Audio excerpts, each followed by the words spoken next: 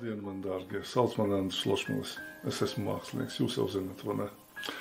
Te ir tāds jautājums. Vai ir man speciāla mūza, zin?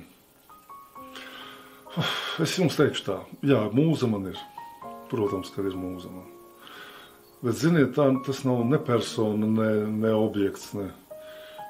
Tā ir mīlestība, vispār mīlestība. Iedomājies, tā kā mīl cilvēku, tā kā mīl visus mūsu apkārt, jā, vai mīl dabu, vai galu galā pasauli, vai visumu vispār, jā. Ja cilvēkā ir mīlestība, tāda viņa ir, jā, un tas ir cauri. Es domāju, ka tā ir mana mūza, vai ne? Mīlestība, kas manī mīt. Es domāju, jūsos katrā ir mīlestība, tā nav ko tur daudz, vai ne? Kaut kā tā.